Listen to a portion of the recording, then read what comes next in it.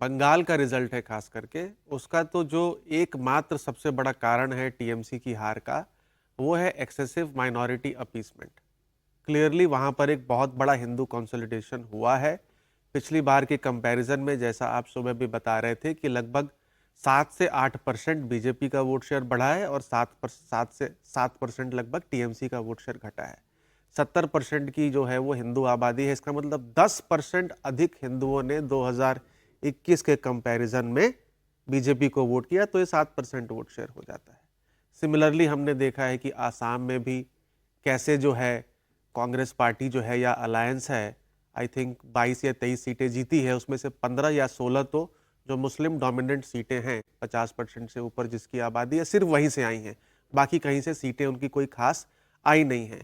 तो विपक्ष को, यानी खास करके अखिलेश यादव को, ऐसा एक डर जरूर सता रहा होगा कि कहीं ऐसी पेंटिंग जो है, जिस तरह से मतलब, या ऐसी उपाधि या ऐसी मतलब क्या बोलेंगे, उस शब्द नहीं मिल रहा, मतलब ऐसी उनकी भी इमेज ना हो जाए कि सिर्फ वो माइनॉरिटीज के नहीं, बल लेकिन पर सर या उनका माइनॉरिटी टेम्पलेट तो अपीसमेंट वही करते है। हैं। नहीं, पैम्फलेट वही उनका है, टेम्पलेट भी वही है, इसीलिए उनका तो कह रहे हैं पैम्पलेट भी वही है। नहीं, टेम्पलेट और पैम्पलेट दोनों वही है। नहीं, पैम्फलेट वही है, लेकिन अगर उसी फॉर्मूले पे चलेंगे तो उन्होंने देख लिया ना कि भाई 2026 में आसाम में क्या हुआ है और बंगाल में क्या हुआ है, तो उसको चेंज करने की जरूरत है। नहीं तो अगर MY भी मान लेते हैं, जैसा आपने कहा 30% आबादी लगभग है, तो अगर 70% आबादी का ध्रुवीकरण, यानी 70% आबादी का अगर 70% वोट भी भाजपा को मिल जाता है तो 50% वोट शेयर हो जाता है।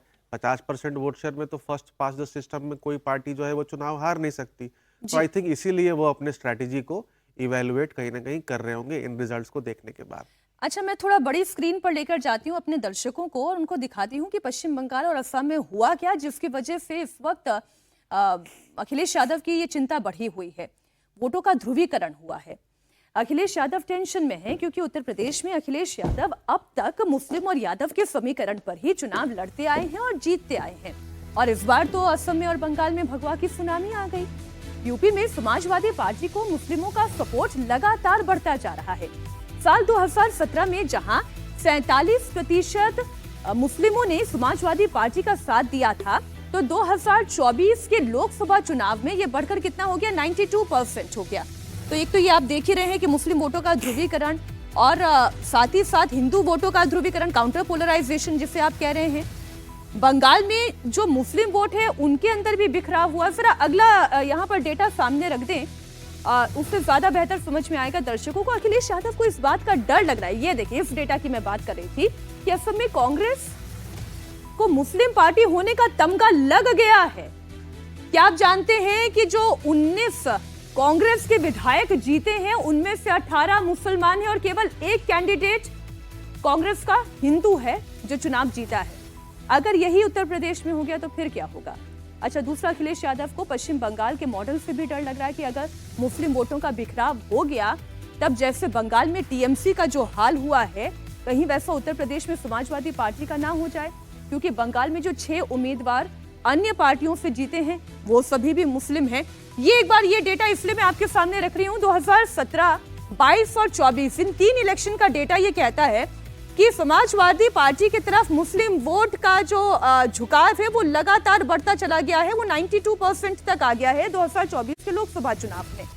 वहीं बसपा का आप देखें तो ये घटता चला गया है, 19 से 6%, 6% से 5% पर आ गया।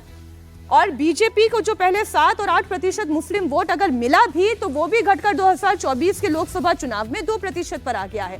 अब आप ये देखें कि रशीद जी, ये कहना तो बड़ा निराशाजनक लगता है, लेकिन सच्चाई ये है कि मुसलमानों की अपनी कोई पार्टी नहीं है। मुसलमान उस पार्टी को वोट देता है जहां पर उससे लगता है कि भारतीय जनता पार्टी को ये पार्टी हरा सकती है, तो वही उनकी पार्टी बन जाती है जी। तो वो तो कांग्रेस के साथ नहीं हुआ असम में, वो टीएमसी के साथ पश्चिम बंगाल में नहीं हुआ। अगर वही उत्तर प्रदेश में हो जाए जो बिहार में हमने देखा कि आरजेडी ने पूरी ताकत लगा दी MY समीकरण के साथ, लेकिन हासिल नहीं हुआ, वो यूपी में भी हो सकता है। जी, मीनाक्षी, आपने बड़ा महत्वपूर्ण और संवेदनशील मुद्दा उठाया है। देखिए, इससे विपक्ष को, संपूर्ण विपक्ष को इसको फिर से एक तरीके का अपना एक रिव्यू करना चाहिए, क्योंकि कभी भी जब भी 10 में से अगर 7-3, 8-2 ऐसी टाइप की कोई अगर पोलराइजेशन होता है तो विपक्ष को हमेशा नुकसान होगा। और इसीलिए विपक्ष को, खासतौर से हम अखिलेश यादव की बात कर रहे हैं, उत्तर प्रदेश में अपना टेम्पलेट बदलना होगा।